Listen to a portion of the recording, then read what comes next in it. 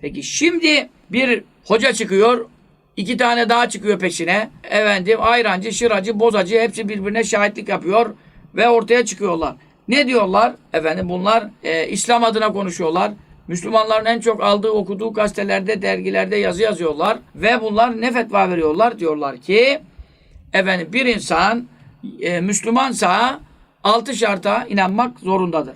Ama bir insan Yahudi veya Hristiyansa onun 6 şarta inanması gerekmez.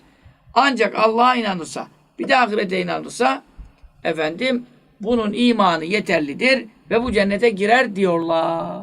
Ne yapmış oluyorlar? Bunlar Allah muhafaza etsin Mutezile'den de beter. Mutezile'nin kendi kafasına göre bir safsatası var. İşte büyük günah işleyen dinden çıkar ama gavur da olmaz inkar etmediği için. Ne olacak?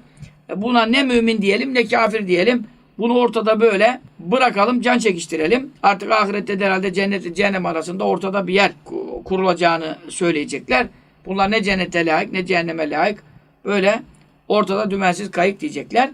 Bunların tabii safsatası bu. Ama şimdi bu çıkan ilahiyatçılardan, hoca geçinenlerden, yazar çizer takımlarından, Müslümanları meşgul eden, Müslümanlara efendim gazete çıkaran, kitap yayınlayan insanlardan bu görüşte olanlar bunlar Mutezile'ye rahmet okutturur. Çünkü bunlar diyorlar ki Mutezile büyük günah konusunda yani amel konusunda bu hükme varıyor. Çok büyük bir itikadi yanlışa düşüyor. Ama bunlar iman konusunda tecezzi ve bölünme ispat ediyor. İman konusunda inanılacak şeyler hususunda 6'yı 2'ye indiriyor. Allah ahirete iman yeterlidir diyor. Ya Allah ahirete iman yeterliyse peki Kur'an Allah'ın kelamı mıdır? Kelamıdır. Buna inanmayan nedir? Kafirdir. Allah'a inandım da ben sana inanıyorum buyurduğuna inanmıyorum. Böyle Allah'a inanılır mı? Ben sana inanıyorum gönderdiğin peygambere inanmıyorum.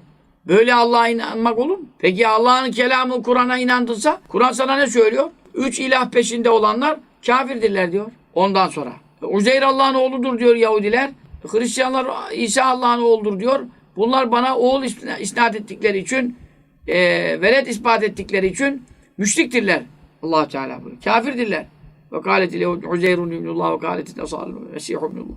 Zâlike kavlun bi efâhim yudâhibûne kavlellezîne keferû min kabl. Bir de kâtelehumullah. Allah onları kahretsin, lanet etsin diye. Rabbimiz Tebâreke ve Teâlâ lanet ve beddua buyuruyor. Ve kafir olduklarını beyan ediyor.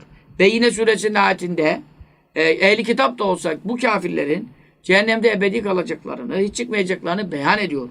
Bu hususta yüzlerce ayet-i kerimede davamızın doğruluğuna delil bulmaktayız.